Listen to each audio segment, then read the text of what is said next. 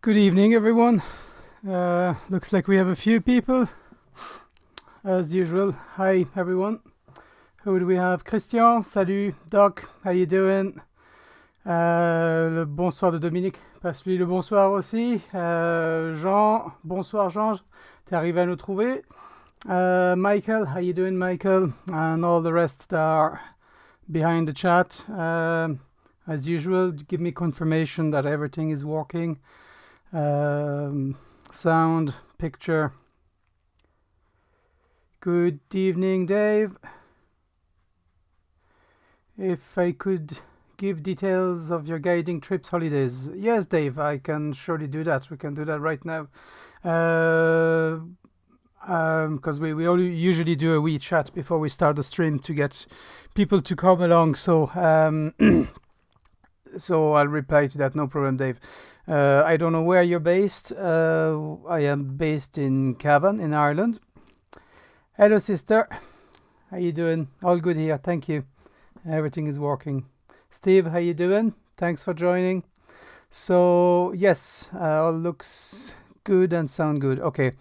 Yeah, funny enough, I was going to talk a little bit about the guiding because it kind of goes hand in hand with tonight's subject, the leaders. How you doing, Peter? Thanks to seeing.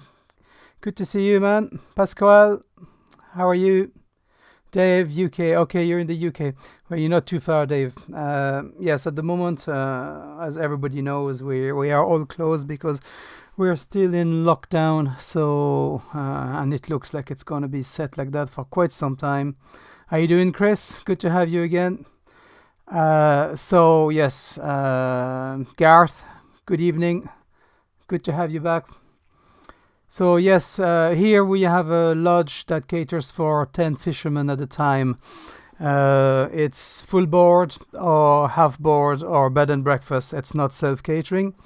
You get the option to drive and survive, basically. So you come, you get your plane ticket, you get your car rental, and you make it up to us here at the lodge. Paul, how you doing? Thanks for coming. Your flight was sent yesterday, so it should be in with you in Holland not too long. Mike, how you doing? Thanks for joining again. So yes, back to the lodge. We cater for 10 people. You have two options. You can come for a week guided by me. Usually I do that in the month of usually from mid-May till about mid-September. I do these trips after the lodge in the high season from, let's say, mid-March to about mid-May, and then we're talking about end of September till about end of November. This would be my high season, so the lodge is full. So I do most of everything here. I do the cooking and getting the guys to make sure where they are on the water. But at that time of the year, I have mostly people that come back. They come back some twice, some 3 times a year.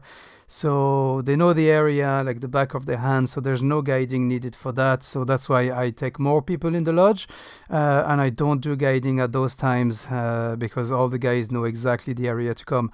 If you're a newcomer and you come at a high season, don't worry, everybody is very chatty at the table.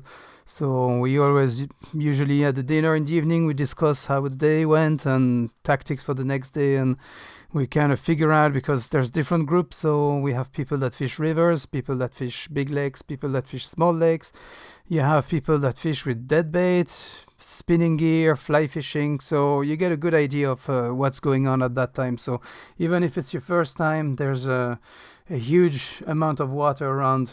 We have 365 lakes and rivers in the area. So that's, it gives you plenty of access to really good prime pike water. The only trick is, are they going to feed or not? Because we are very dependent on the weather and the water conditions here. So that's about it. So if you want, I do day trips guided. I do weekends and I do full weeks. So you can come. These stays aren't completely customizable, so you can come for one day, you can come for a week and have 2 days guiding, or maybe you want a whole week guiding. It's totally up to you. Most of the guiding is done boat, float tubes if people want, and from the raft in rivers. What could I add to that? Yeah. So I take from total beginners to confirmed anglers. So anybody can come and join if you want to refine your fly fishing, or if you're an expert and you just want to have fun, no problem. You can come to those guiding weekends. So that's not a problem, or week, whatever, depends on the availability and what time of the year you guys want to come. So just go to ilvert.com. You'll find the website.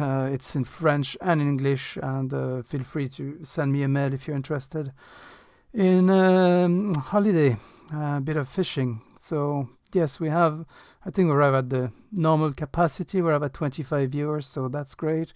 Andreas, thanks for joining. Matthias, good evening from Germany. Again, we have people from everywhere, so that's very nice to see. Okay. If you have other question on the guiding or whatever, you can give me a bell or ask on the questions there, because these streams are kind of a Q&A at the same time, so there's no problem. Not brilliant at fly fishing. Well, that's no problem. That's why I'm here. So if you want to get better at your casting, if you want to learn how to tie fly, we can do that as well. Sometimes we tie fly in the morning and we go in the afternoon. Depends on the weather. Sometimes we just tie in the evening. So, but that's no problem. You can learn how to tie flies and fish during these guided sessions if you want to. Smart Mouth, how you doing? How are you? Good to join. Thanks for having you here tonight. So let's go back to the leaders, pike leaders. I'm going to start with a kind of a disclaimer, because it's I wouldn't say a touchy subject, but if you look on social media or groups on Facebook, there's always a debate on what leader to use and how to use it, and so everybody has their own opinions with leaders. That's because not everybody fish the same way, not everybody fish the same type of fish. Some people have like big fish, some people have like most small fish and the occasional big fish. Some people have fish that are shy, some people are loads of fish. Some people I don't have many fish. So it all depends on where you fish and the type of fly fishing you do for pike. But what I'm going to show you tonight is what I tie for myself and what I tie for my clients when they come on the boat. To give you a little background, so I know some of you guys are first time here tonight on the stream. So to give you a quick background, I've been in the pike fishing for about a good 30 years now. 15 of those I've been in the lodge, worked as a full-time guide here. I've dabbled from every technique in pike fishing. I started lure fishing, dead baiting, wobbling dead baits, then moved on to the fly about like 15-17 years from there. So I have a little bit of experience when it comes to pike. As for handling big fish, I think I don't want to be blowing my own trumpet, don't want to sound like that, but again, it's just to give you a background where I come from. I think I stopped counting the amount of pike over the meter about 5 years ago, and I was at about 350 pike over the meter at that time taken. A few of them over 30 pounds, over 1 meter 10, 1 meter 20, 1 meter 28 were my biggest so far. 2 of those. I'm still chasing the meter 30. We'll see when that one will come. I think I'm going to have to travel again for that. But yeah, just give you a bit for that background. I've handled many fish. I had many disappointments in gear and gear preparation, from hooks to leaders to fly lines to reels to rods. So, and then after I see hundreds of guys coming through the doors of the lodge every year, and everybody has new gear every year. It can be in speed fishing or fly fishing. I have guys come every year with a new type of tippet, bite-proof tippet for pike, or a new swivel or a new lure, and so I see them all coming because I get all sorts of fishermen for pike. So I have a fair idea of basically what fails and what doesn't fail. The approach that I take when I fish for pike, not only fly fish, is I want basically 0% failure on my gear. It took me a long time to get to that, to take away some things and add other things, and now I think I've arrived. Like I say, it's been maybe, I think it's 6 years since I had the last failure on my equipment on a big fish. Last time we went to Alaska, we caught like huge amount of big fish, and we had basically no failures. Like, everything went okay. So I'm going to show you now what do I use. I'm going to go to this camera. Okay, this is where I set all my leader material.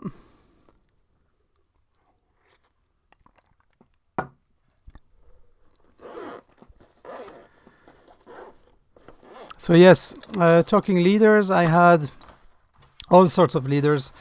I've had stainless steel, I had wire, I had Soufflon. I've tried them all really, over the years. But people who know me know that there is one type of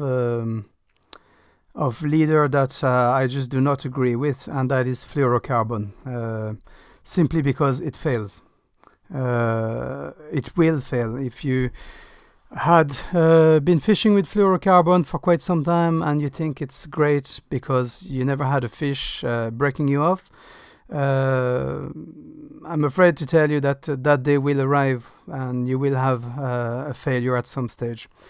For fluorocarbon to work, you need something super thick. You need I don't know, over 100 of a millimeter. I had on lure, I had 0.99 millimeter failing on me, being cut off.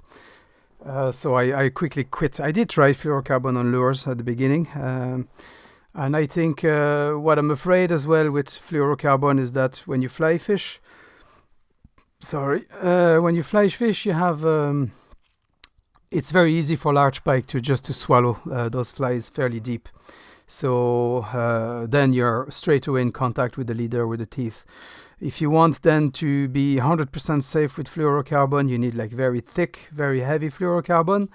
And the problem is with that, I really don't see the point of tying nice, light flies that are hanging in the water, that swims nice, and then at the front of it you put your huge rope of a fluorocarbon that absolutely kills the swim of your fly. So just baffles me sometimes when I see people fishing with super thick fluorocarbon for fly.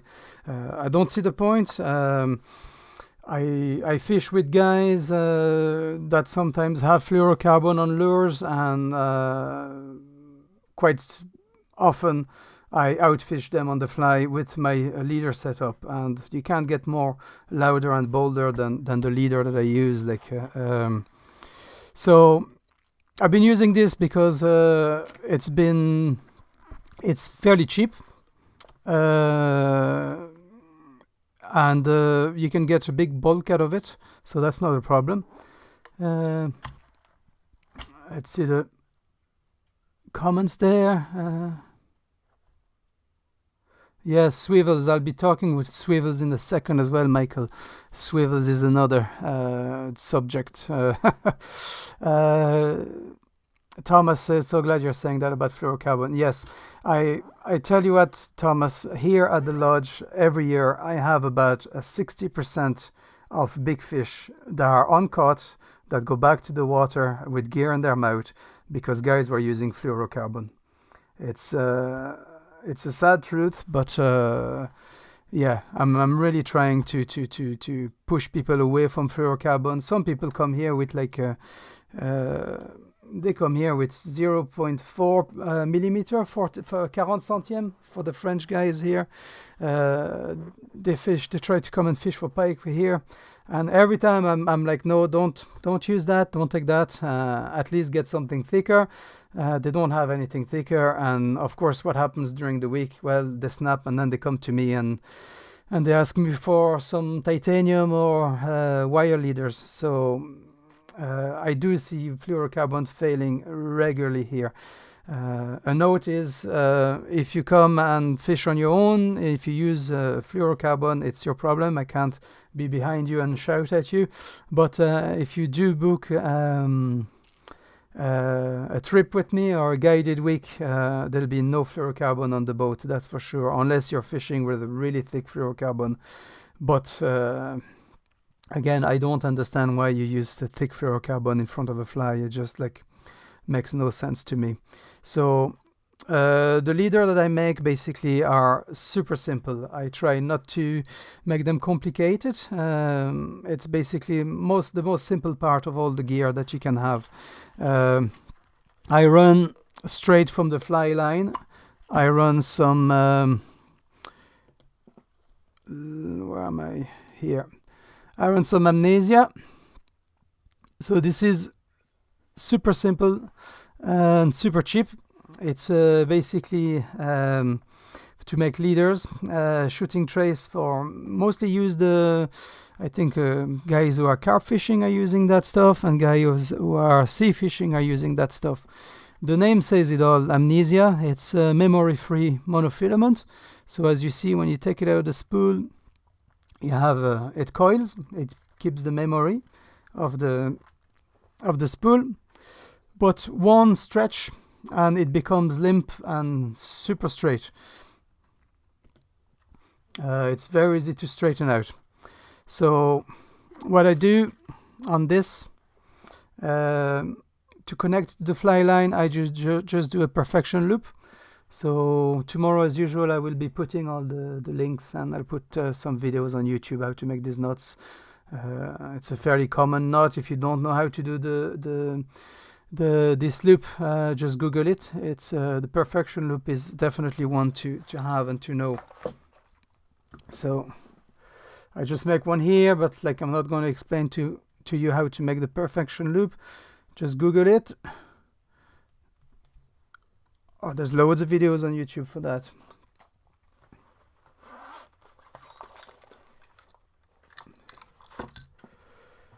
So we have the loop. Your knots, you can wet them and you can cinch them as well. Make sure that they are nice and tight.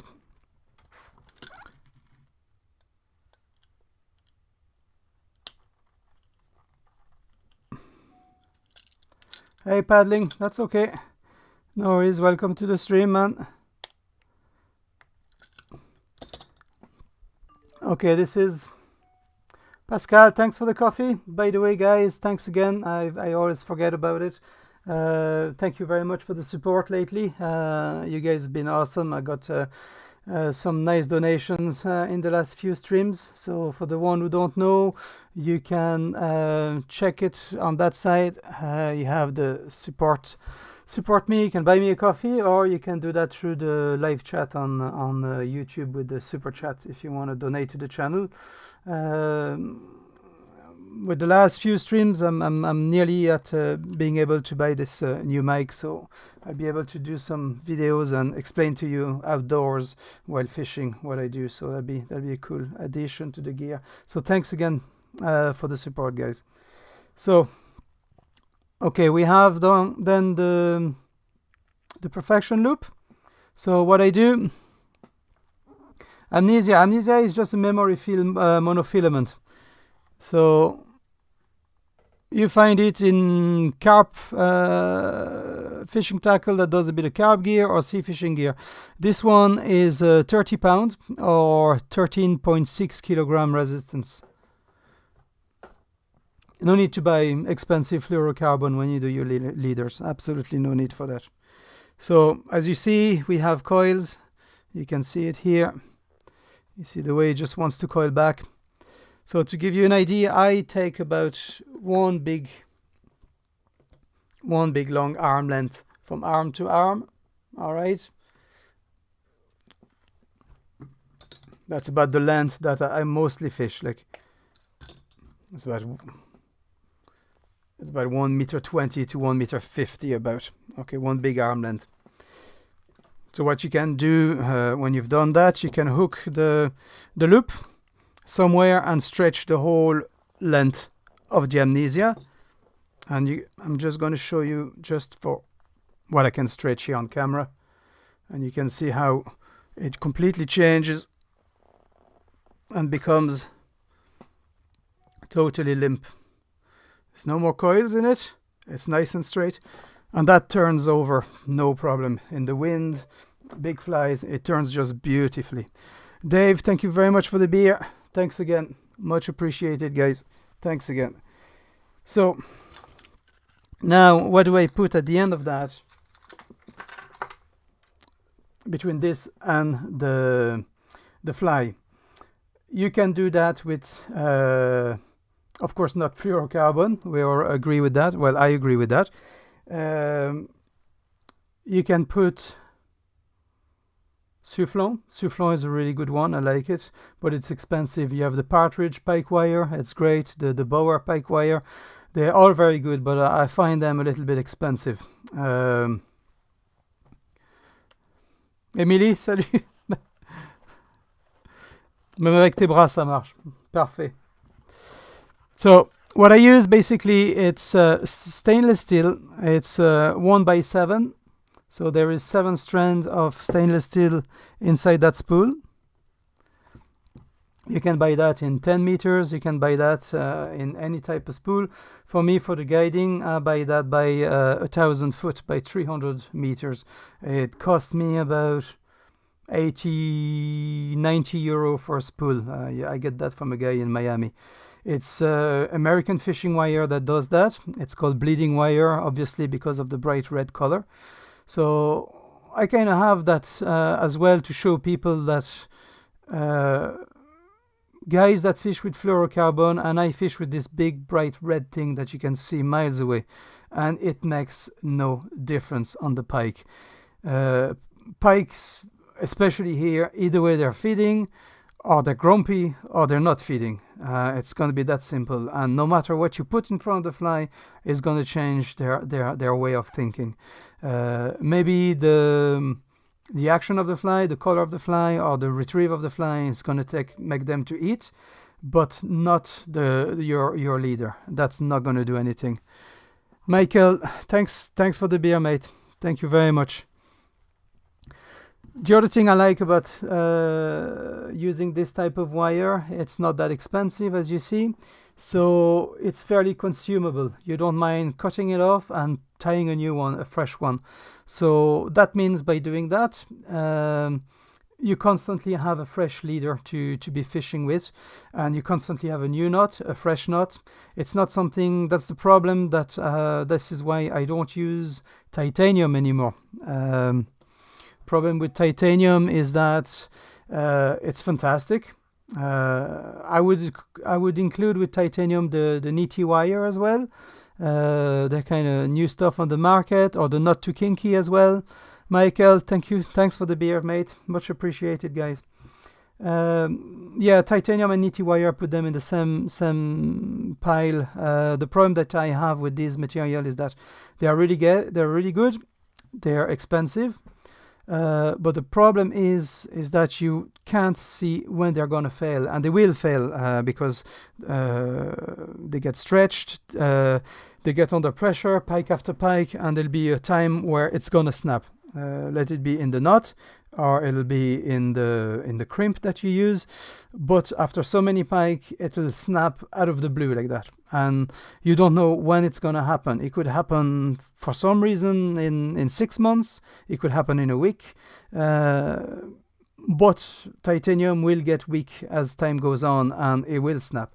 So because it's expensive, people tend to keep the titanium leader for as long as they can, because they want to take the best value out of it. So you're not going to replace titanium on a regular basis, and that's when crap happens, because you're going to keep your titanium. It's going to get a little bit old, and one day you're going to get that big fish.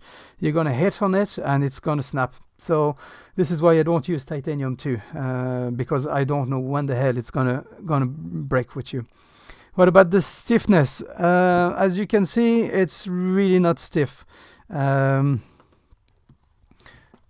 roll some out here. This is a 30 pound, and you can, I don't know how well you can see on the camera, but this is compare the amnesia and the bleeding wire, and it's super supple. You actually at 30 pound you can knot that. We're gonna get to that when I'm gonna start talking how to connect the fly to your leader, but that can be knotted. It will kink. Okay, it's not like a normal steel wire. Steel wire kinks all the time. Like as soon as you get one jack, and you get like a corkscrew on your leader, on your tippet. But this one will kink. It'll do the same, but it's going to take a lot longer for that to happen. But this is an advantage to me. Let me explain why. You're going to catch 3, 2, 4, 5 pike, and that leader is going to start wear and tear. It's going to start looking bendy. It's going to start looking coily.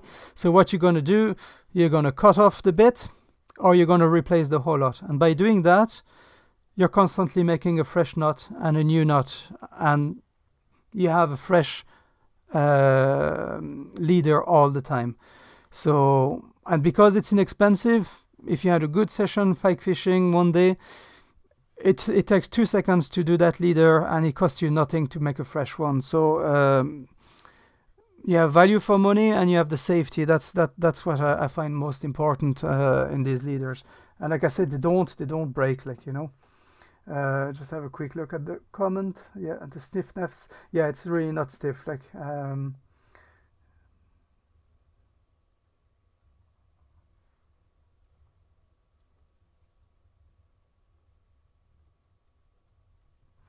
okay, Peter. Yeah, I don't know. Well, maybe for you find that stiff, but for me, I find that super supple.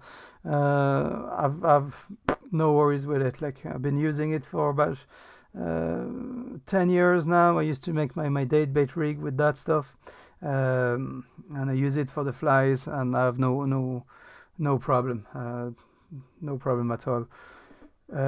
So how do I connect this to the leader then? So what I like to do most of the time is tie. I don't pre-tie my leaders. I just keep everything into my leader bag like that, go in the water, and I don't want to waste time at home making leaders. Like it's pointless to me. So because the way I tie them, it just takes 2 seconds. Even if it's in winter or you have cold and wet hands or you're in a float tube, you can tie that leader in a matter of seconds. So the knot that I do, you can do different knots. First, I'm going to talk by the obvious one that some people use. It's the loop to loop. Okay, you tie a loop in your leader and you loop into your amnesia. Problem with loop to loop for me.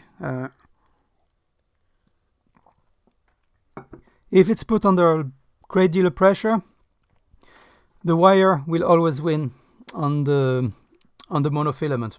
No matter how hard you're going to pull, it'll be always the wire that's going to cut the monofilament.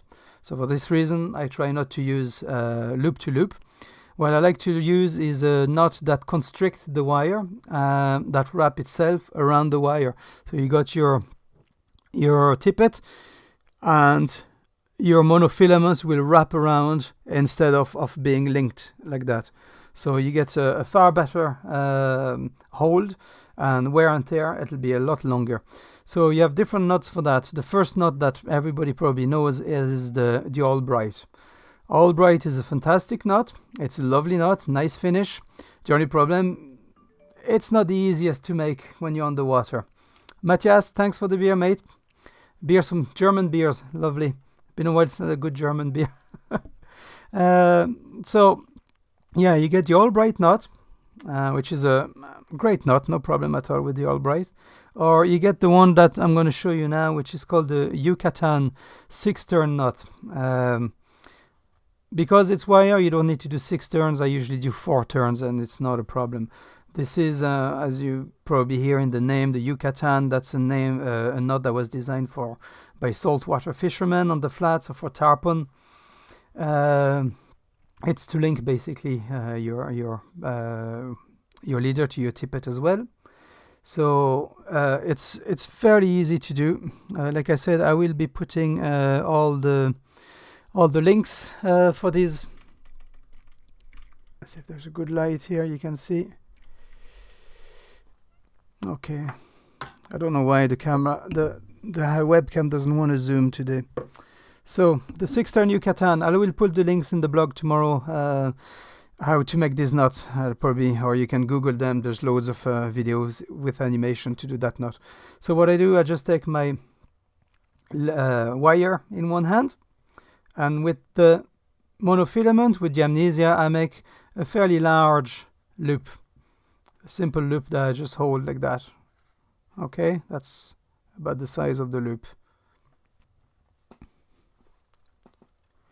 Now I put the wire against the loop like this.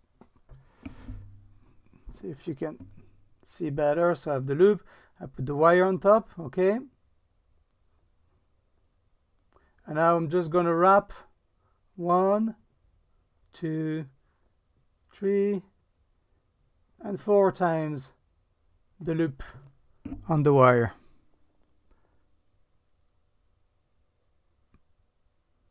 It's fairly hard to see on this crappy webcam, but that's basically it.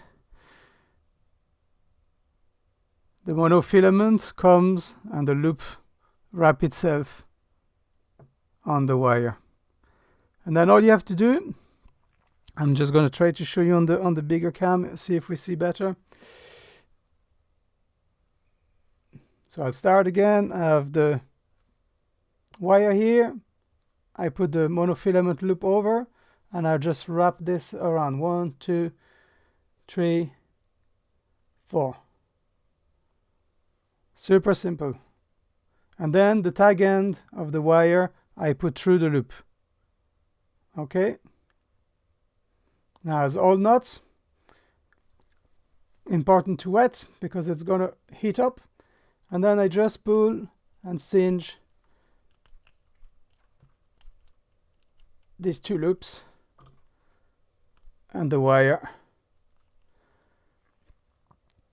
And I don't know if you can see it here. You see, when you pull, what happens is that that loop that's wrapped around the wire, it's going to make the wire basically wrap itself on itself. So it's actually the wires that coil after. And with this connection, it leaves you a super clean. You don't have too many tag ends. It's not super dirty at the end. The tag end, you can always do a couple of clinch knot if you want. I rather just leave it simple. I cut it here, and I cut the wire here, and that's basically it. I don't do any more to my leader. It's a simple knot. It's fast, and it holds. Like I said, I had never ever had a problem.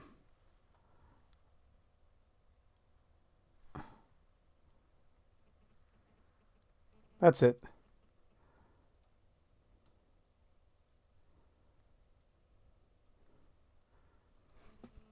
Okay, that's basically, we got then a perfection loop. We got about 1 meter 50, 120 to 150. And then we do the 6-turn Yucatan, but in that case a 4-turn because of the wire. 6-turn if you do that from fluorocarbon to fluorocarbon or monofilament to monofilament, but that's more for saltwater fishing. So then we have our bleeding wire. The idea basically behind the bleeding wire, it's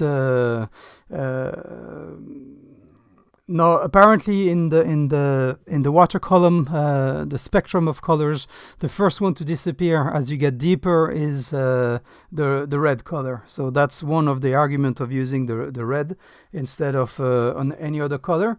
And in shallow and clear water, it's supposed to fool any predator fish to think that's a trail of blood. So in a shoal of fish, an injured fish or something, you have a bit of gut or a bit of blood hanging at the back. That's how they try to sell it. I don't know if that works, but all I can say is that it does not impair my catch rate at all. The thickness, the stiffness, or the color of it, I had no problem. So that's no problem. So what I do, I cut about, let's say we have about 40 centimeter there. Andreas, thanks for the beer, mate. Thank you very much. So now we have about, yeah, let's say 40 centimeter.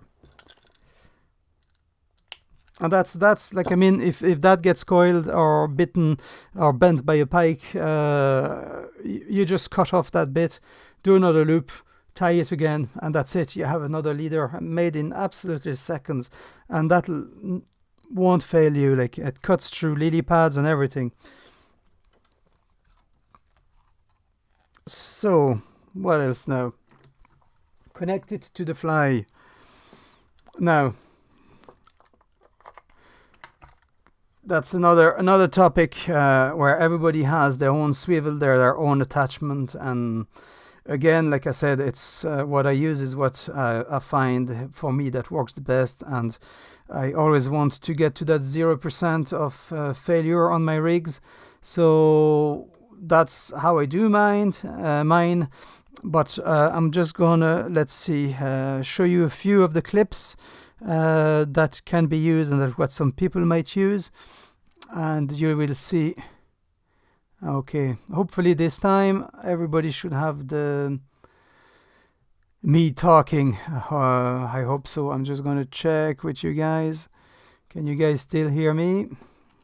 This is my Streamlab. You're probably seeing my Streamlab now. I don't have any porn on my screen. I made sure I got rid of that.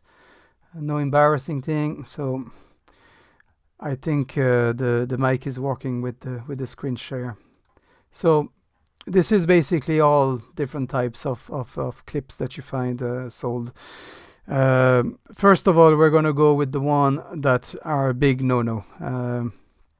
These ones here. Left of the screen, this type of clip, definitely not, in the bin right away. Do not use these. Another one that I hate is these guys here. These this, that, all that. Please do not use that for pike.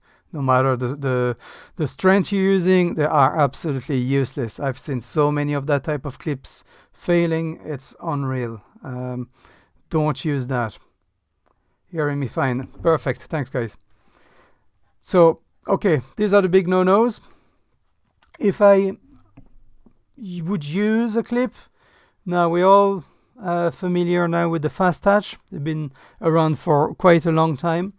Fast attach, I have never had a problem in here in Ireland.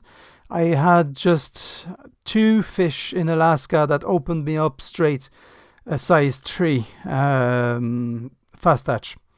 I had one that got bent in Ireland but didn't open, but got absolutely bent. I don't know how the pike managed to do that, but it was bent basically just behind the wrap here. And the one in Alaska were absolutely opened. They were big, strong fish.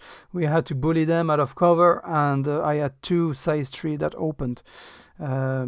Just to mention, if you do go up in midnight sun in Alaska, the outfitter over there absolutely does not want you to fish with fluorocarbon. Not even they want you to fish with your own leader. They have their own leaders, and basically it's the bleeding wire they use, but in black, and they use it in what is it? They use it in 30 kilo up there, which is really big. Like, it's really like you can hang your laundry to dry on that stuff. But over there, it's a different world. But that's an aspect of guys that are used to fish and catch regular large fish, and there are thousands of fish in their seasons over 40 inch, and people fish over 15 kilo are quite common up there. And they're plain and simple. They're not straight to the fly. They don't use swivels. The guys let me use these ones, and after I had 2 open, I didn't lose the fish. I was banned from using them, and I didn't want to use them anymore. So I kind of changed my tune on the fast attach. I still use them here, but I've changed to something different that I'm going to show you now. Other clips that are quite nice are these ones. You can take the barrel and use the clips. These ones, I use them for lure fishing. Never had a problem. I just find them a little bit bulky for the fly. Again, why tie a nice fly that hangs and all, and adding extra weight at the front? I don't see the point, so I'm going to try that to keep minimum weight and maximum action. Other clips. These ones. No. Don't use these guys. No good. We have another one, I think, as well. These guys and these guys. These, do not use them. I had so many guys having that open here on lures. It's unreal. Mike, thanks mate for the donation. Thank you. Thanks guys for the donos. Much appreciated tonight. But that's basically, I think, the most of the lures that you're gonna or snaps that you find. These ones, kind of egg as well, they open. They will open. I don't care if you never had one that open. Your day will come, and you'll be really sorry when that day comes. And that's why I try to get rid of. I don't want any chance of having a fish of a lifetime or a fish of a lifetime for a client just to be missed because I used something that was not appropriate. And in all fairness, this is like so cheap to fix and so easy to fix. I see guys coming here fishing, and let's see. Yeah, I see people coming here with like €1,000 rods and €1,000 reels, absolutely fantastic gear, and they just get snapped on big fish because they have like crap leaders, they have crap hooks, and it's such a shame to miss big fish because you have like such crap gear at the end. Put your money into decent hooks and decent snaps, and build a good leader that will hold. Okay, I didn't have the screen there, so what I was doing that. So let's see what you guys had.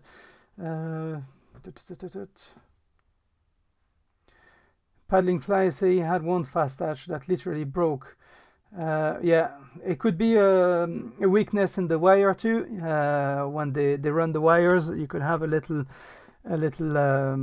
in French we call that a paillette, a little blob of different metal in it that hasn't mixed, and you have a little weak point in it, and they can snap like that for no reason at all. So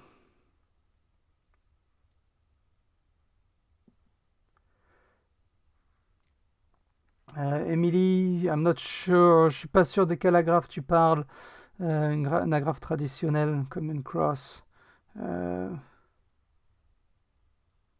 Je pense que tu parles du fast touch comparé à une agrafe.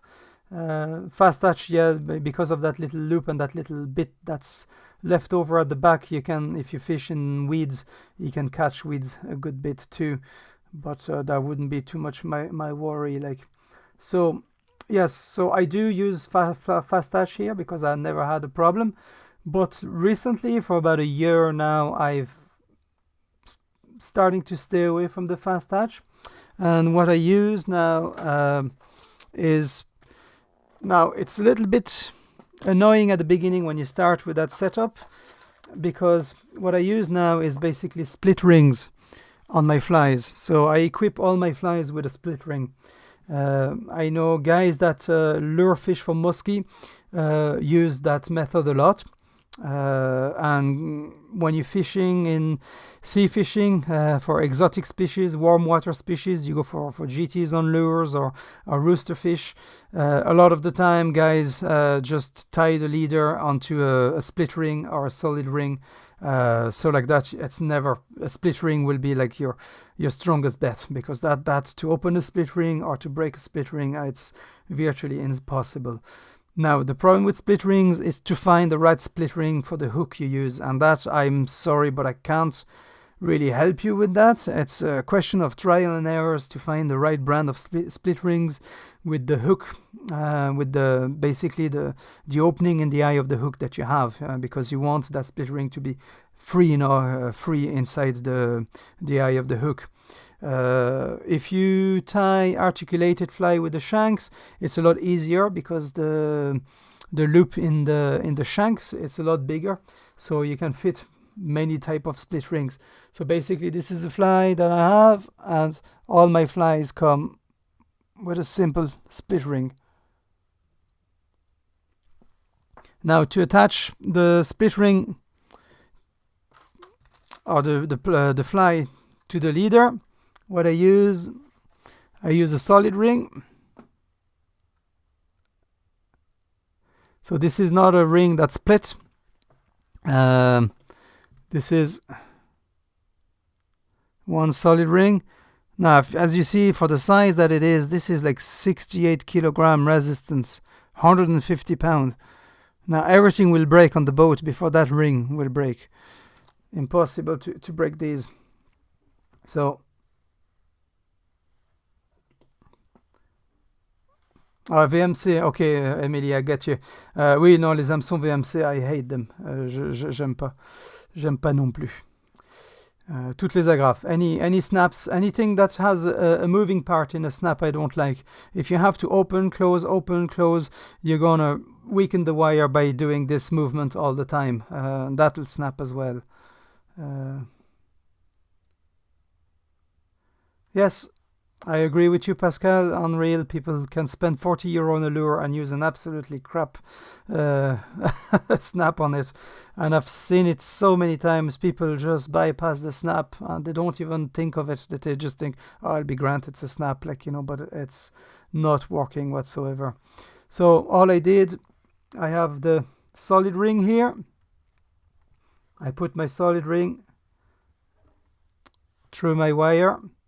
And all I do after, I do what's called, sorry, I have to put it after. I do the non-slip loop knot, or it's called too the Rapala knot. It's a loop knot that's very easy to make. Again, if you have wet and cold finger, it's a great one to make. So all I do, now if you see properly on this camera, I don't know which one to use. That one doesn't want to zoom anymore, but I do just a simple loop like this. I'll try with this one here. Just a simple loop. Okay. Now after the loop, I'll put the solid ring. So I have the loop and the solid ring. I go through the loop again. I pre-shape my loop for the ring. So this is basically what we have here. So one loop, the ring, and I put through the loop. Okay. Then all I do, I wrap this around the main, one and twice. 2 times is plenty. You don't have to wrap it more times. You have to wrap it more times if you do that on monofilament. But this is wire, it has tons of memory, stainless steel. So as soon as you cinch that, you don't need too many loops. 2 loops around. Again, it's I'll put a little link to these knots, like, you know, or you'll find them on YouTube. There's tons of content for knots like that. I'll just write basically the names of the knots and you can find them. Cut the tag end.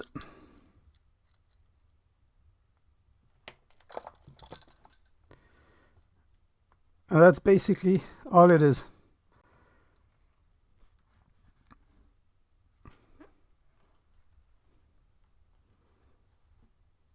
Loop and your solid ring.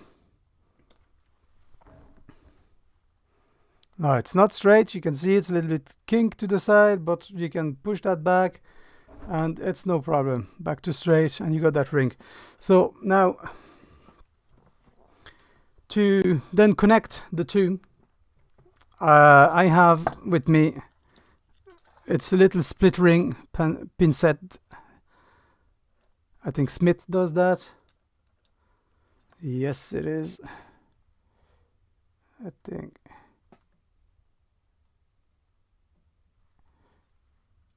Super simple. Saves you then carrying that with a big pair of pliers. I have that just attached to the side of my float tube. So when I need to change a fly, all I do, I slide my solid ring into the split ring. And these little pin sets are quite good for the size that they are. You can really open the rings.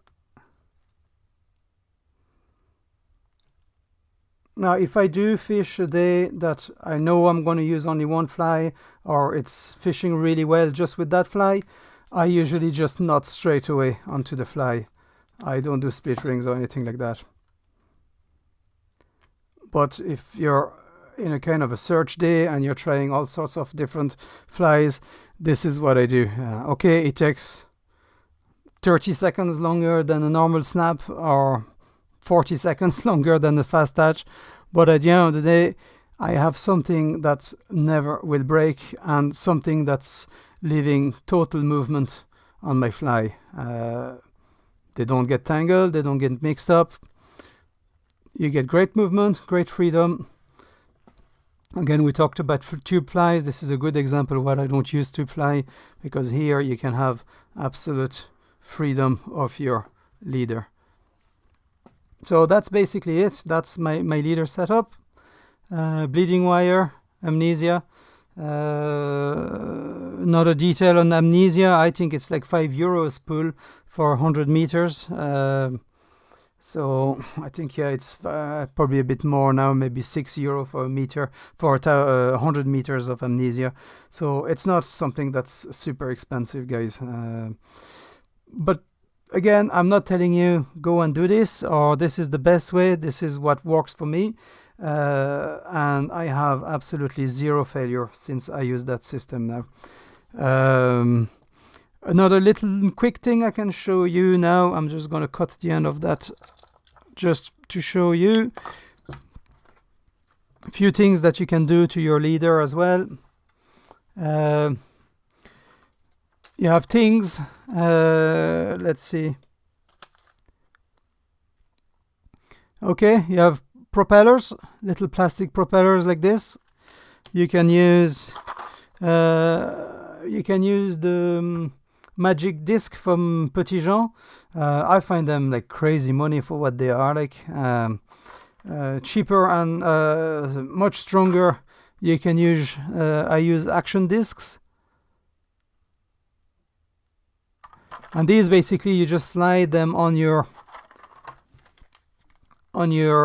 leader if you want a different action or make a bit more noise. Pascal, what size of split ring do you use? Yeah, it's really hard, Pascal. Like I said, it depends on the hook that you use, but usually they're like 50. What would they be? Like I think they're like 20. No, I wouldn't say anything stupid. I think these ones are about 40 kilo resistance. But then it depends on the hook that you use, so try to find something basically that's the strongest for the opening of the hook that you use.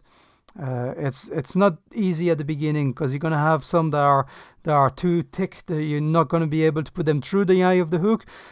Some others you're gonna be able, but you're not gonna have any movement and they're gonna jam and they're gonna be kinked like that. So no, basically you want absolute freedom, like, you know. Like I said, it works a lot better with the shanks if you put a shank at the front of the hook, but straight on the hook it's a little bit difficult, like, you know. Let's have a quick look at all the comments, guys.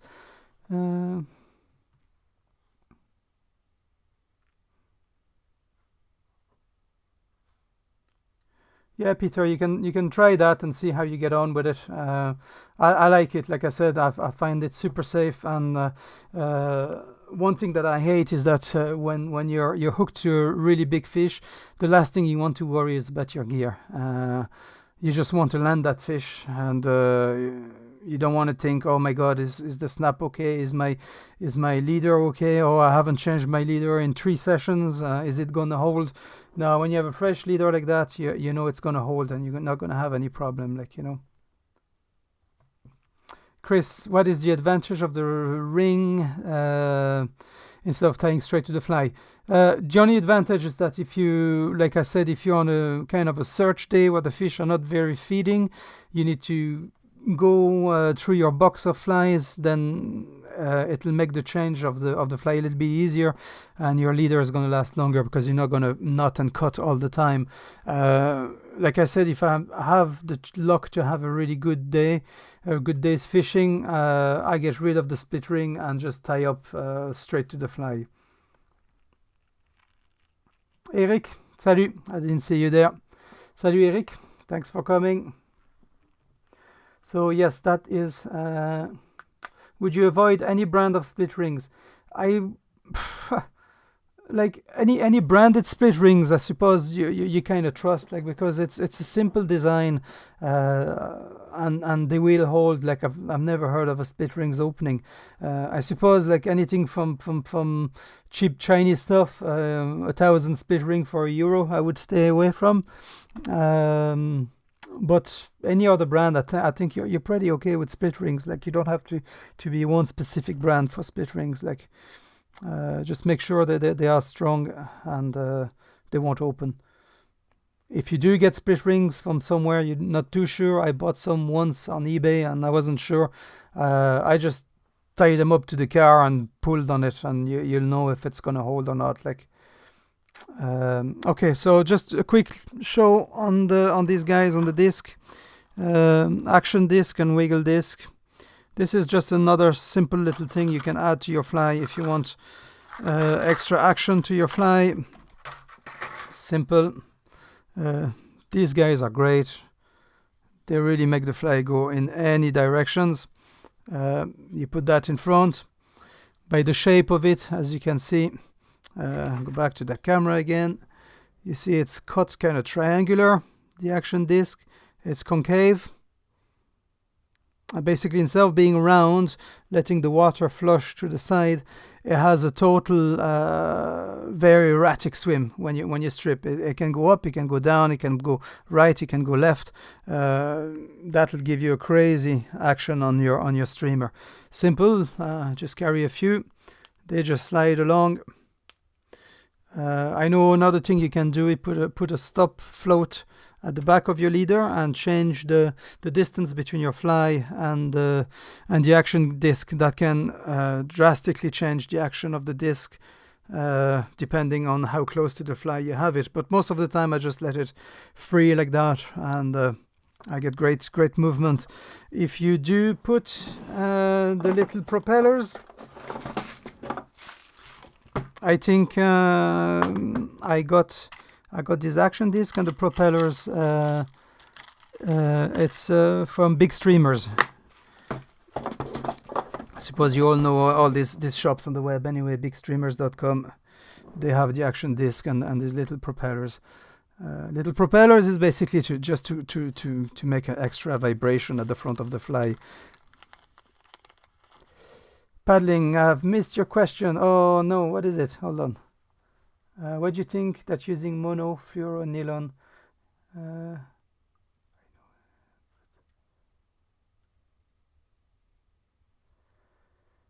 No, any nylons, any even that it be hard mono or soft mono or fluoro, I'd stay away from any type of mono as a tippet, basically. I don't trust any mono at all. No matter what they're called, no matter what comes out in the market. If basically you can cut it with your teeth or cut it with a pair of scissors, it's no good to me. I want something that I need something like pliers. Thanks, Steve, for the beer. Thanks, man. Much appreciated. Thank you, guys. Lucas is after joining us. How you doing, Lucas? We're well at the end of the leaders, but we're going to tie a fly soon. So if you want to stick around for that, no problem.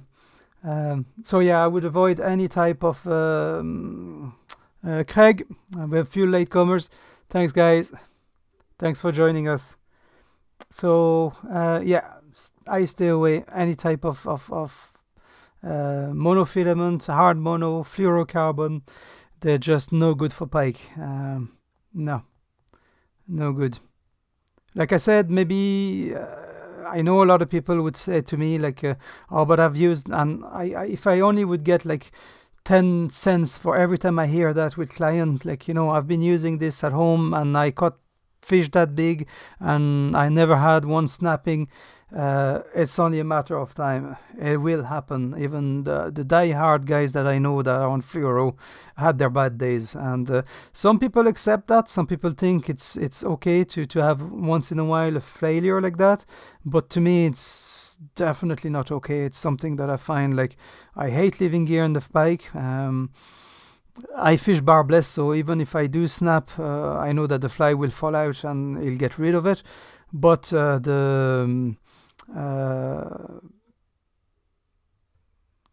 the fact of losing a big fish, I mean, we fish hours on end. Sometimes we get blanks after blanks, and we get a hard week and we're cold. And sometimes you might get just one big fish, and to have that big fish cut you off, oh, I don't know. I can't take it, so if you think it's acceptable, fine, but I'm not happy with it, so I'll just show you one last little thing with this guy. This is the mini propellers. They're plastic. For these ones, just put a bead in front. Okay? Just put a little bead. I'll try to get that camera to focus. That's it. And that just spins. I mean, literally, it just... So maybe it's not something too much, but it does create a little bit of a wake in front of the fly. So all these things, okay, the action disc will change the action of the fly, but it will disturb the water as well. The little propeller, same thing. It's not going to impact on the action of the fly, but it's going to make a zone of vibration around the fish, the fly, I mean. And this is mostly for the lateral line of the pike. Pike have an absolute phenomenal lateral line. They can feel this vibration and different types of vibration, and sometimes just by adding something like this, it can get the fish from not eating to chasing your fly. I see it a lot, and I've talked a lot with guys that are guides for musky fishing, and like a lot of guys fish these bucktail spinners, usually with double blades, and it's incredible the amount of detail that they go through, and changing the size of the blade, and a different blade on one side to another blade, a Colorado with a willow blade, or two Colorados, one a 9 and one an 8, and all this is to change the vibration that it emits in the water. And these guys swear by one day it's something that's maybe a lower resonance, a higher pitch. Yeah, they do that a lot, these guys. So I think if they do that for their musky fishing, pike is a distant cousin of the musky. So it's an important thing to try to these little ads on the fly, because we don't have like lure anglers where they can have all sorts of this big vibration, these big thumps, because like, let's face it, a big like spinner will thump the water when it churns. That moves a lot of water. Your fly beside is moving half or even a quarter of that water. So this is little extra, but that can attract fish from further out. Like Peter, Eric, merci pour la dono. Thanks for the donation, Eric. Thanks, guys. What size of the disc? These ones are size 2. Size 2.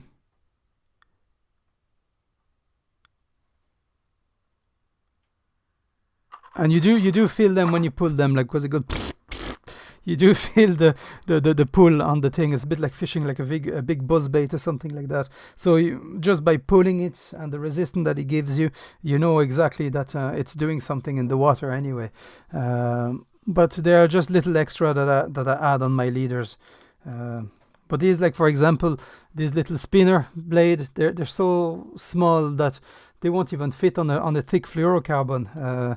Same as the action disc. If you see the size of the hole, fluorocarbon won't fit like that. So you'll be stuck with one leader, and that's it. So yeah, there you go. This is what you can do to your fly. You can even go crazy. I never done that, but why not? Both should work, but the best is to leave that propeller free, and you have nothing to stop it at the top. Like, I think it's better that way.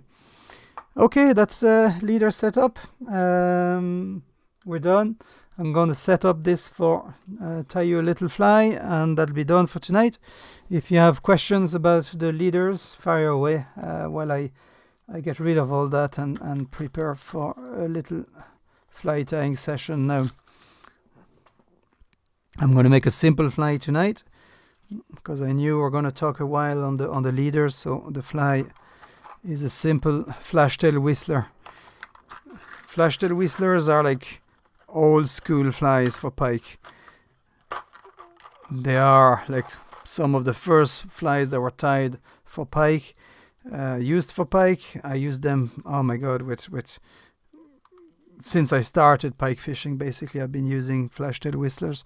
I have a guide that works on Upper Loch Earn here, Colin Sharts, and he swears by these flies. He comes to me once a year and gets an order of flashtails for his clients, and they're easy to cast. They're easy to tie. So I know that tonight we have quite a few newcomers.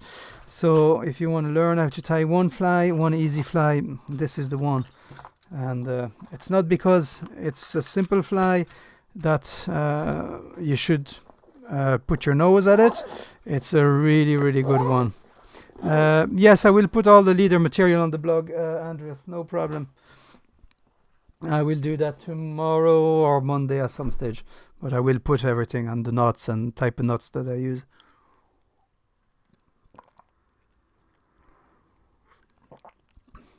But basically, to come back to the leaders, don't use fluorocarbon. That's my word for the day.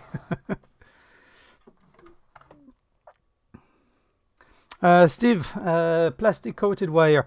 Actually, the bleeding wire is plastic coated. I can twist and melt it, but again, I wouldn't do it. I don't know. I don't have faith in it. That's how the best way to put it. I don't have faith in that, and I'd be afraid to that it would let me down. Like, you know, the twist and burn method. I would either crimp or not, preferably not, because it's strong. It doesn't crush the wire like crimping does, and when you're underwater, you don't need to have crimps, a crimping tool, and all that sort of stuff. Like, you know.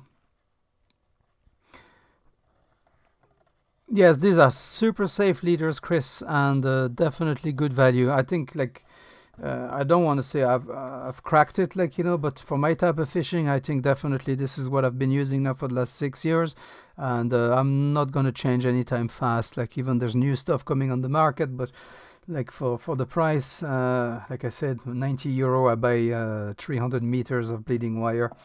I have that spool now for 3 years, I think. It keeps well. It's stainless steel, so it doesn't rust. You can keep it in the box. That's no problem. What about leaders too? I wanted to talk to you about. Yes, the length of that amnesia.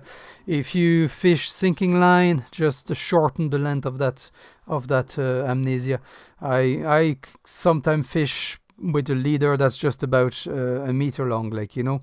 That's including the bleeding wire and the amnesia. Basically is to keep a greater contact with the sinking line. You don't want a big arc between. Non, jamais de coupe avec l'acier. Jamais en 15 kilos. Great, Dave. I'm delighted. I can enlighten you a little bit. Pascal's asking, did I had any cut on wire? No, never, ever. I ever had cut on wire. Not on the 15 kilo anyway. Maybe if you go lighter, I have guys being cut on wire, but they were using super light wire. Another type of material I don't trust is the how would you call that one? The Kevlar. Kevlar, even with some little bit of wire inside, I've seen them failing here on numerous times, numerous occasions. I think it was one of my last guided trip last year on the river. I had guy was making his own dead bait setup for wobbling, and he was linking the hooks to the rig with some Kevlar, and it was like wired Kevlar, and he lost a good fish that day. It snapped on him. So, and same thing, I told him don't use that, and he said no, been using it for years, no problem, and it snapped. So yeah, I wouldn't use that. Stick to wire. Your preferred wire that you want to use. Like I said, I don't have anything against titanium. Use titanium. The only thing with titanium, make sure that it is changed regularly. But because of the price of titanium, that's what people do. Like I said, they usually don't change titanium very regularly. They try to get the best value out of their titanium, and sometimes it's they keep it way past the day. Okay, I'm going to try to set up this camera now. Make sure you can see. All right, we're not too bad here. Okay. I have an extra light now. Yeah, that's good. We should be all right. You guys can see okay? Should be good. All right. Okay, back to the flashtail whistlers. Flashtail whistlers, yeah, like you hear in the title, they flash and they whistle. They don't whistle anymore because we have changed basically the beads at the front. They're called flashtail whistlers because originally they were tied with bead chain eyes. Everybody knows the little bead chain eyes. What happened is that with the hole that you have in it, when you are casting those flies, sometimes the air gets into the hole, and you could hear these little dumbbells whistle in the wind. That's why they were called flashtail whistlers. Now I use just the dumbbell eyes, solid dumbbell eyes, brass, so they don't whistle anymore. Just the normal dumbbell eyes. But that's why they were called whistlers, because at the origin they were tied on this type of bead chained eyes.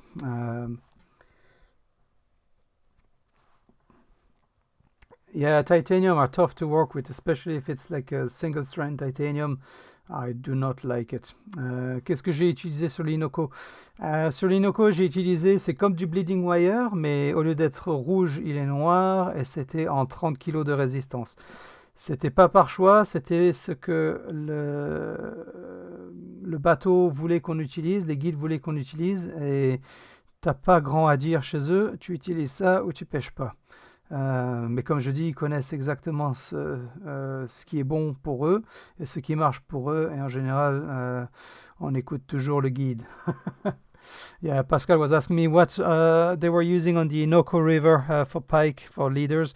It was exactly like a bleeding wire, but it was black instead of red. I don't think that was just by accident, or I think it was just the way they use it. And another thing that they didn't use in Alaska is any type of snap or swivels. Everything tied to the fly straight away. Even by the third days, we were fishing 30 kilo wire looped in the fly line, and about 1 meter of wire on your fly, and that was our leaders. So not even amnesia, not even fluorocarbon, just straight wire onto the fly line, and it works. It's a special place over there.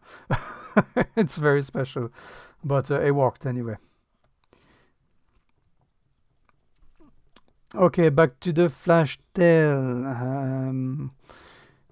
Yeah, flashtail is often a fly that's forgotten about now by modern tyers and anglers, because we have so much choice now. We have game changers, we have all sorts of type of fantastic flies that we can fish.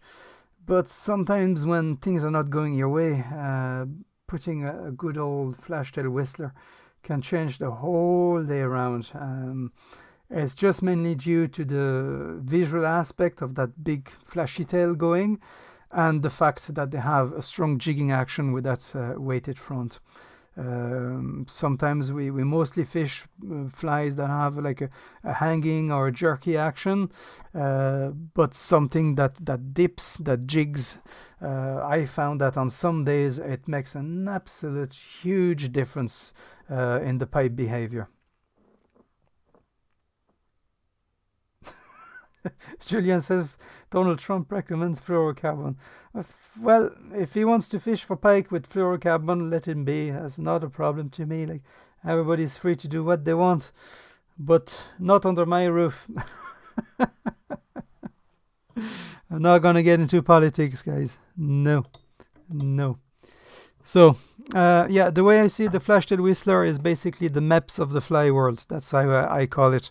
You get guys that come with all the latest Japanese lure that cost $150, and they catch nothing, and you get the little dude that comes with his little Meps number 4, and he absolutely kills it.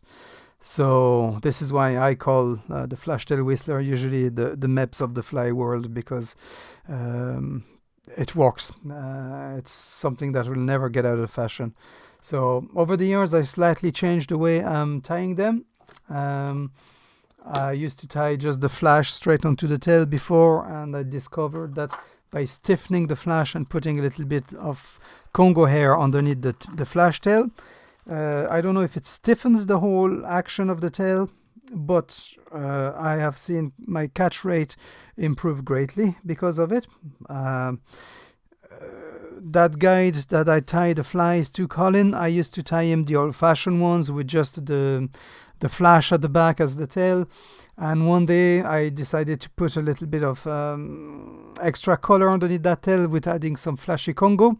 And what happened is that he came back to me and he says, "What have you done to the flies?" And I said, "What do you mean?" And I couldn't even think. Chris, thanks for the beer, mate. Much appreciated, guys. Brilliant. Thank you very much. So yes, he said, like, "What have you done?" And I couldn't think of what I did different on the fly, on the tie. I wasn't too sure. And then it's him that reminded me. He says, "Listen, you put that bit of fibers underneath the flash, and since you put that, I'm getting loads more pike." So since then, I started tying them for myself like that, and yeah, I've noticed a good difference on the way the pike go for them. So basically, one length, I like to use a good neon pink, good flashy color. This is not a subtle fly. This is like makes lots of movement and lots of flash. It's like a search bait. It's a little bit like like I say, like a MEPS, like, you know. Okay, we're gonna tie half and half on the top of the hook. Sorry, not on top of the hook, on the side, both sides, okay? So I'm just gonna turn the camera so you can see.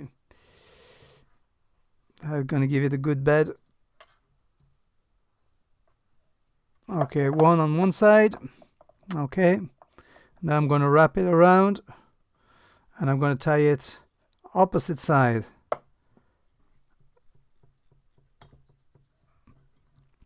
So basically you're left with these two. These are going to join after. The fibers are going to mix together. What's going to happen here, you're going to have a nice little flat bed for your flash to be sitting.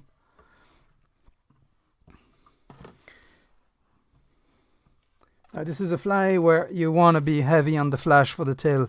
Everything comes from that flash. So I like to... You can flash... yeah, you can use pink canicalon as well. I would still go with the Congo because it's a little bit softer than the canicalon. To be honest, I haven't tried it with canicalon. I suppose why not?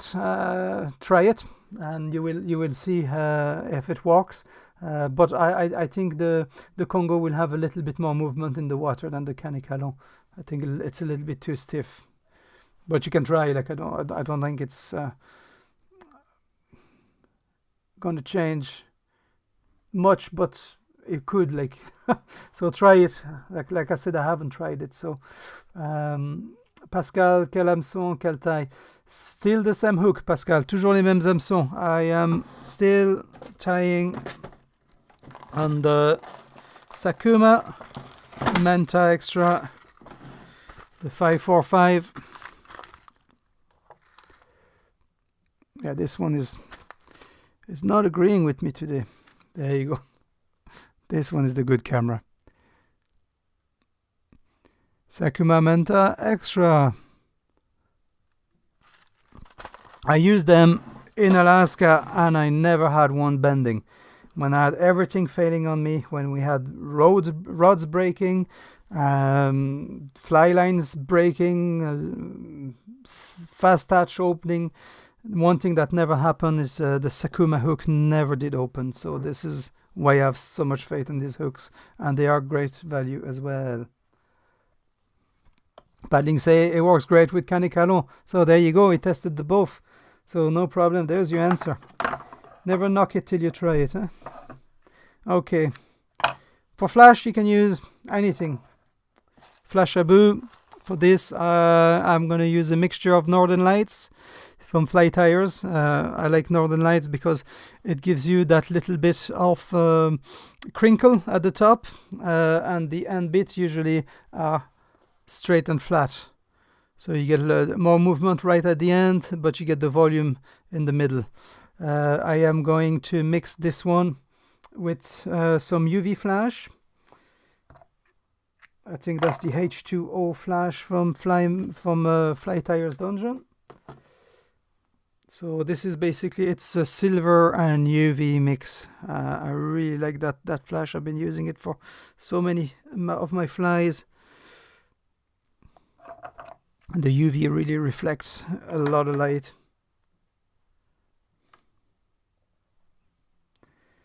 Okay, I'll try to slightly shuffle and mix this flash. See, I gave a good generous bunch. Like, you don't want to be too greedy on that flash. Okay, I'm gonna slightly tease a little bit and mix up.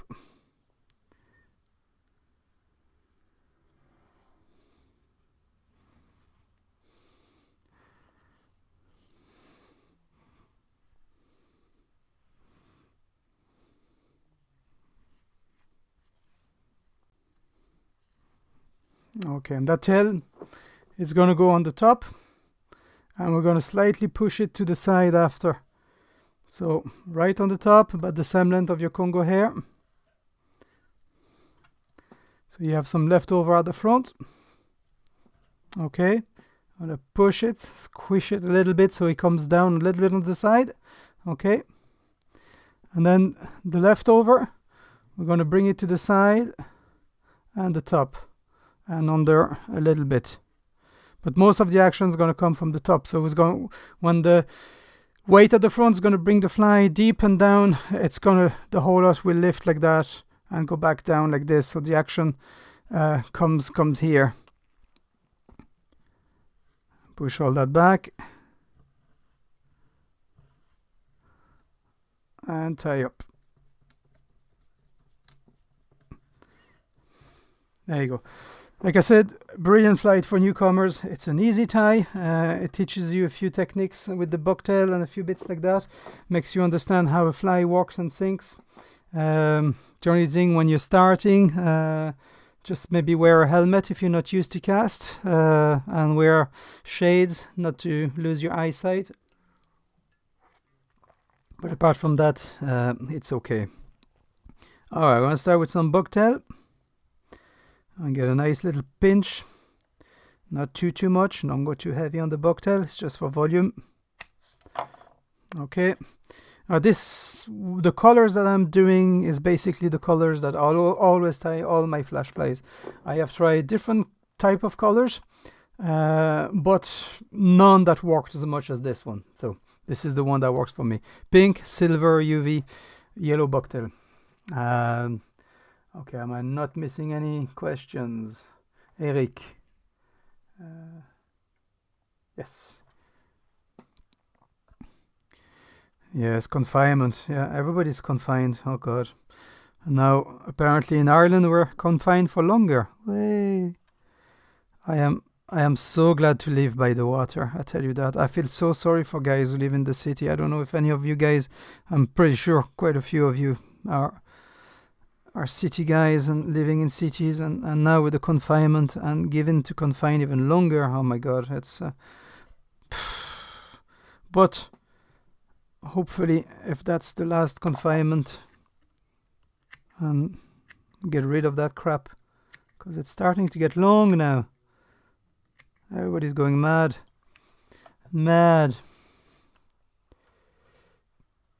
Oh yeah, paddling is talking about catfish. There's giant French catfish on the fly. I have a few guys that do that successfully, and I am gonna have to do it.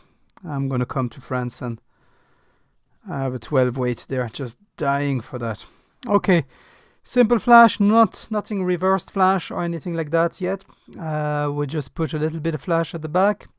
Second bit of flash, you can do it reversed or not reversed, it's up to you. I'm gonna put it reversed just to create more volume. So we start with non-reversed at the back. We're gonna reverse the front for more volume.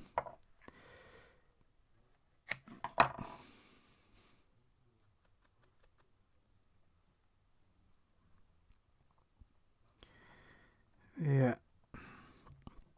So yeah, it looks like the lodge and the guiding. I don't know about the guiding. The guiding looks to be in the water now, even for Irish people. If they want to come and spend a day with me, it's going to be hard because the lockdown now is set to last longer. So I don't think I'm going to be able to guide locally. So we'll see what's going to happen there. Okay. Again, don't go too crazy on the bucktail. It's only a little bit. I'm going to do 3 loose wraps. Push it all around the shank. Let it go around, and we're going to singe it. Make sure we have bucktail all around. Tidy up.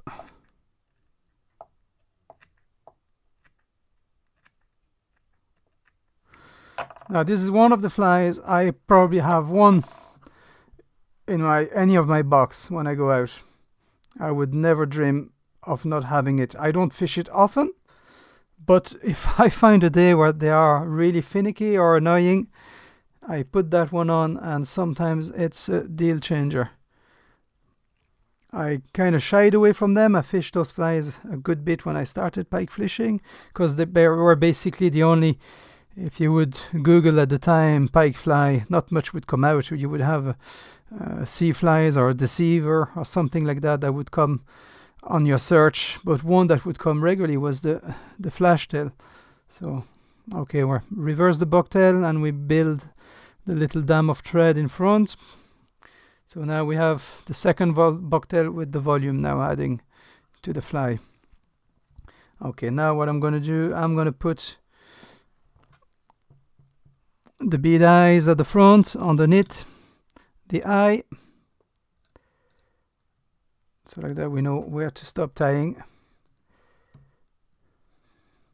Figure 8 that one so it won't move. Singe it.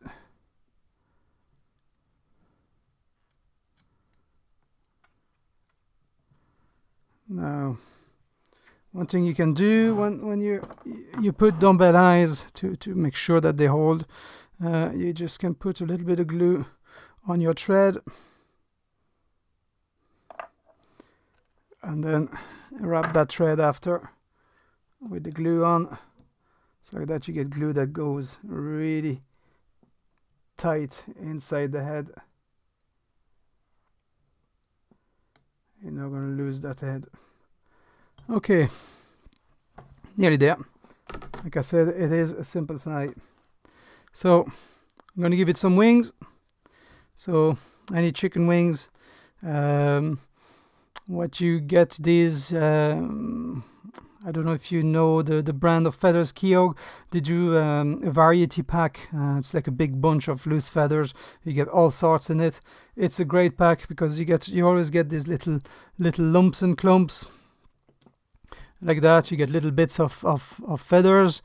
Sometimes they're second hand, sometimes they just end of bits that are falling off of their main hide, but they are absolutely great for multitude of feathers. You get a big bag, I think, for €20. So just check Keogh variety pack. So for these, I take 4. I'm going to put 2 on each side. So like that, I know they will stay and not. I always put 2, double my feathers, so if one gets snipped, you still have a second one underneath.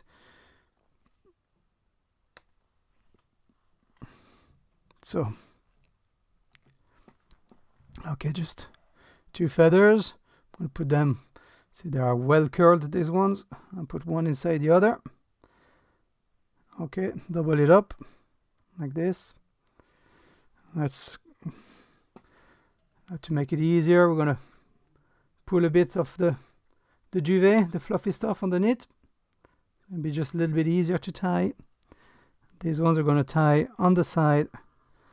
Nice little lateral line and little wing on your streamer.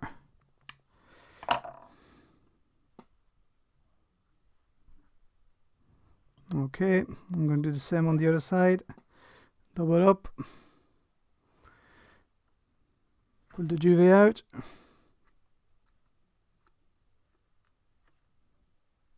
Tie it on the other side.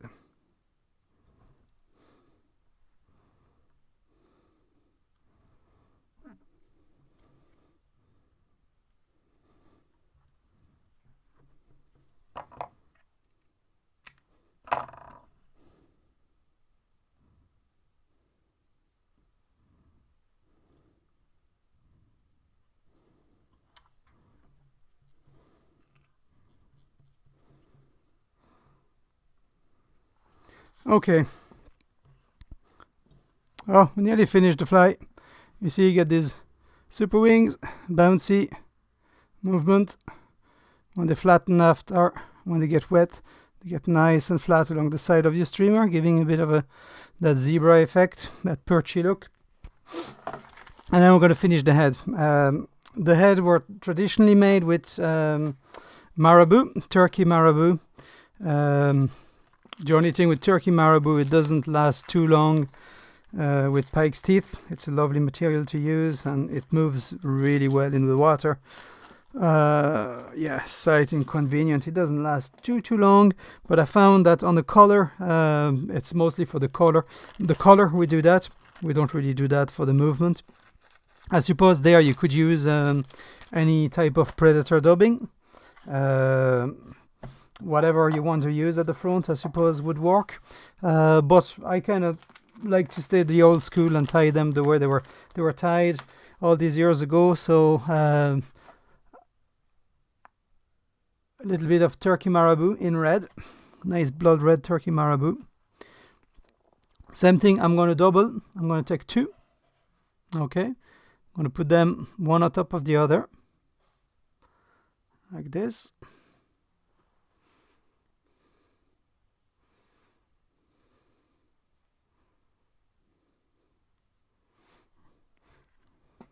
Let's see.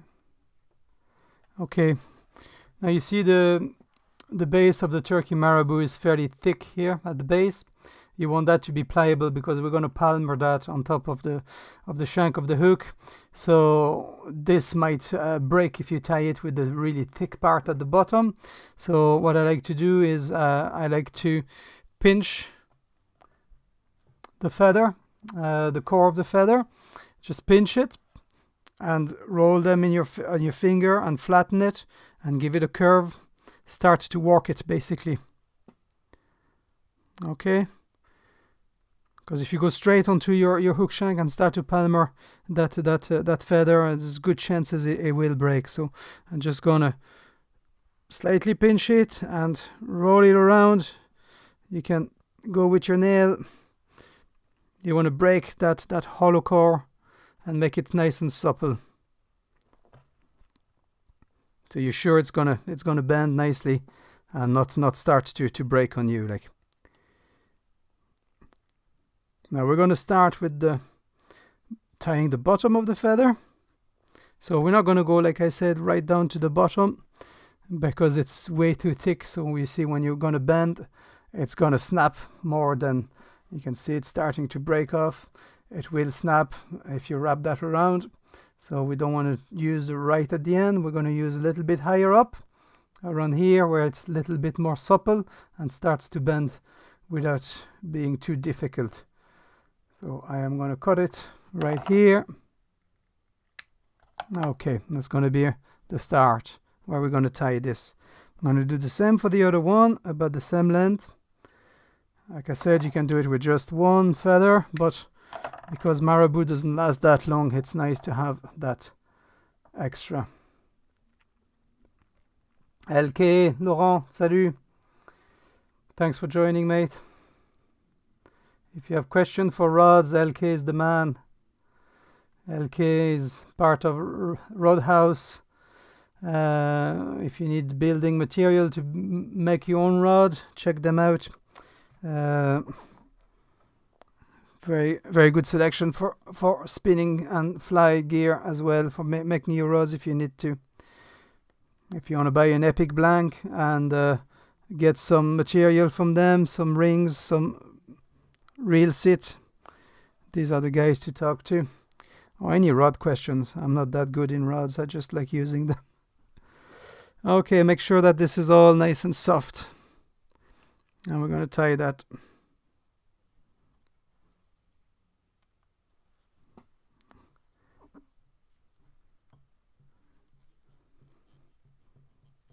Okay.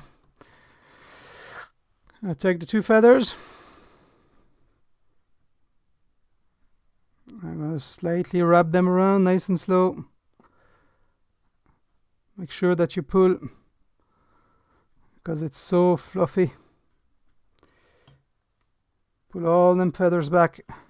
Make sure they're not tangled. Salut Laurent. Wrap all that around.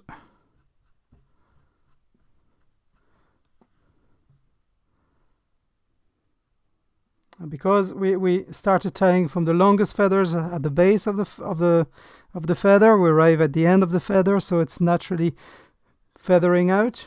So we're starting to get shorter and shorter hair at the front. So you end up with a nice natural look without having to do any alteration after. Now we're going to secure the feather now at the end underneath the bead eyes.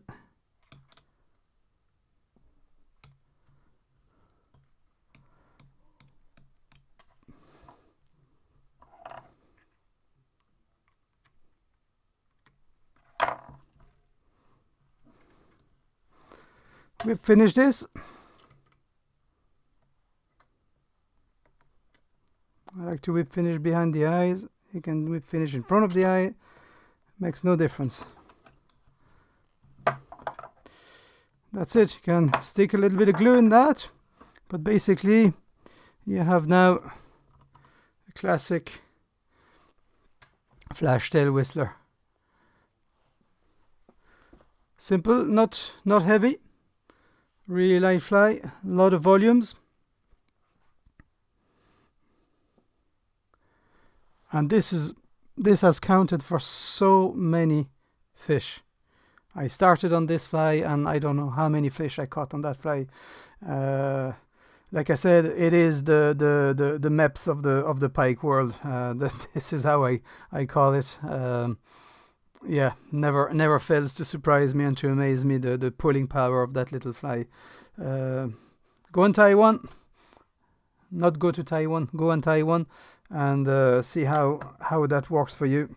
I know here it's like I said, now it's something that I wouldn't really dream of not having at least one in one of my boxes. Yes, Craig, it's super flashy.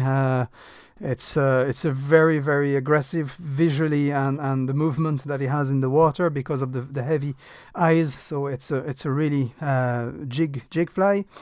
But the jig with the flash really drives them crazy on some days. One thing you have to be careful, I would definitely crush the barb on these flies, because what happens is that most of the time they take them on the drop.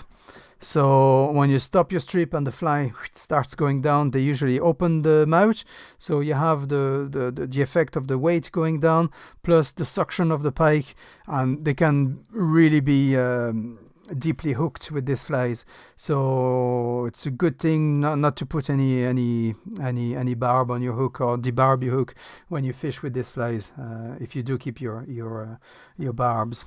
Victor, how you doing?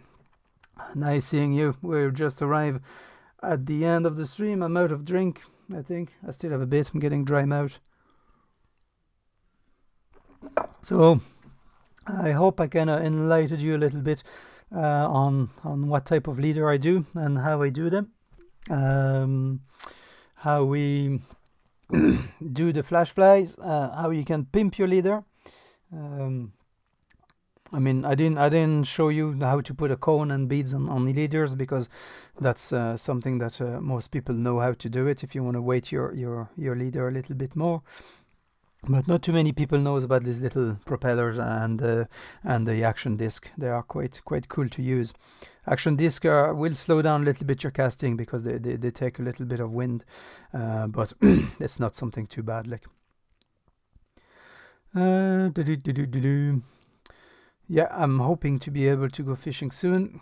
The weather has been a little bit better. We have a lot of wind at the moment, a lot of wind. So I am hoping to get out and fish fairly soon now.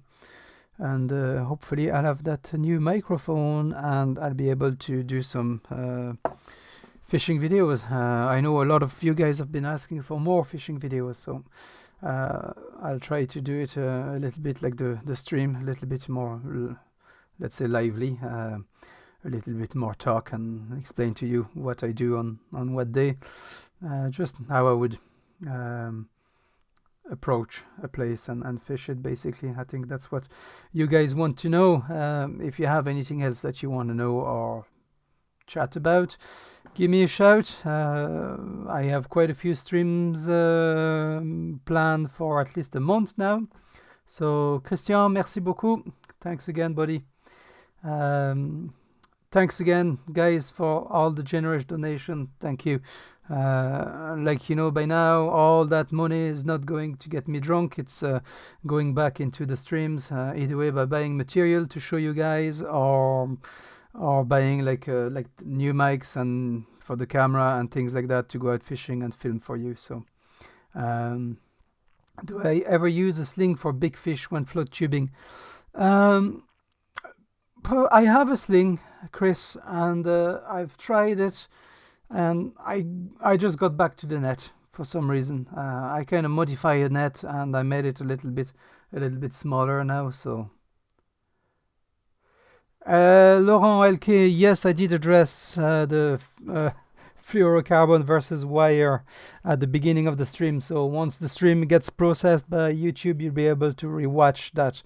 But basically, you probably know me. Fluorocarbon in the bin, 100% wire. If you want to take care of your fish and don't leave them with gear in their mouth, do not fish fluorocarbon. Unless, like I said, maybe for you it makes the pike have no teeth and they don't fight hard. Here we have pike with a good set of rashers, and they are super strong, and they will cut your fluorocarbon. I've seen many guys coming all happy and thinking, yep, I have no problem with fluorocarbon, and I think the other big false pretense is that it gets you more bites. Like I said again, I'll speak for me, I'll speak for myself, I'll speak for the lakes that I fish here on the rivers. I do not see any difference between fluorocarbon and wire, and for either way for lure or fly or anything like that, I do not see a difference. Okay.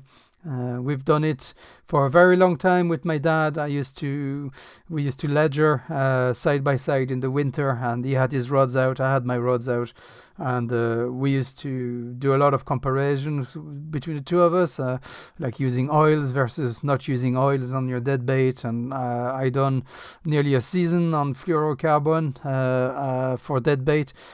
I was using 160 pound fluorocarbon for my dead bait, and I've never seen, many times my dad kicked my ass and using just normal wire. So it makes absolutely no reason to use fluorocarbon. I don't think it's gonna do you any good. It's expensive. It hurts your pocket. It's gonna hurt you when that big fish is gonna go away. And no, it's not. Stick to wire, guys. That's my view. After, like I said, I know, like especially like I said on social media, it's like the big little war of who has the best wire or whatever. But for me, definitely wire. And like I say, I'm fairly happy with what I found with the bleeding wire. Good compromise for value, and the fact that I change it regularly. So that's all my views between titanium, nitty wire, hard mono, fluorocarbon, and stainless steel. So I stick to stainless steel for myself for pike.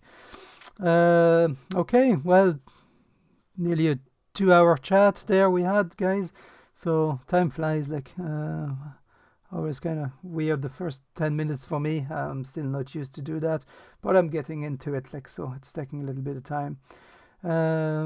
But at least I'm not messing up the beginning of the streams. I think I have everything okay. So that's it. Thank you very much for joining us. Next week, I can't remember what I had planned for next week, but we'll be tying some flies. I think next week we are making brushes. I'm going to show you how I make my brushes. Again, super simple, homemade table with some scrap timber. And I'm going to show you how I make my brushes, because the week after that we are going to tie these guys. I know a lot of you wants to have a look at them. The jerk changers. So these are, it's basically it's basically a game changer, but because of the hook placed way at the back and the big long head, it has a more fluky action than a game changer. So this is we're gonna need some brushes to tie those to be nice and efficient. So I'm gonna do next week brushes, show you how to make brushes, how to make your, if you want to build your own brush table, the material to make brushes. I'm going to do a few brushes. Canecalon and Congo and Angelina wouldn't be the main ones, and we'll have them ready for the week after to make these guys. If you want to make some, I think you do need to make some of these jerk changers. They are really promising. I don't know if you've seen the video of Blaine chocolate. This is with a little bit of foam in the head to make them a little bit more suspending, but that's it. Yeah, we'll talk a bit more about that again. Before I go, do you sell your flies? Dave, I am not a commercial fly tires. I don't have a website where I sell my flies. Normally I do tie the flies for clients that come on a guiding here, or I sell them at the lodge. But now with the lockdown and the fact that I'm not working, I do sell flies. But like I said, I don't have a website, so if you want flies, just send me a mail or a message on Facebook, Instagram, whatever. I had quite a few flies went out this week, so there's no problem if I can make it. If I have the material, I can tie them for you and send them your way, so no problem for that. Jean, merci. Tu vois, t'es arrivé à trouver l'ordinateur et à faire marcher. Tu nous as trouvé ce soir, c'est bien. Andreas, okay, looking forward to the next stream. Well, thank you very much. I think tonight we broke record for attendance. We nearly arrived at 40 people. Wow. Oh man, we're nearly filling 2 boats. Okay. Laurent, thank you for the beer. You're the best. Thank you very much. Much appreciated, guys. Okay, and like I said, if you have any suggestion of video or want me to talk about different things, we'll do it along the streams. Like I said, it's usually a stream with a question and answer. I don't mind talking about anything that's Pike related. Okay, thank you very much, guys. I'm gonna try to find the button to finish that stream, and I will see you next week. Take care and stay safe.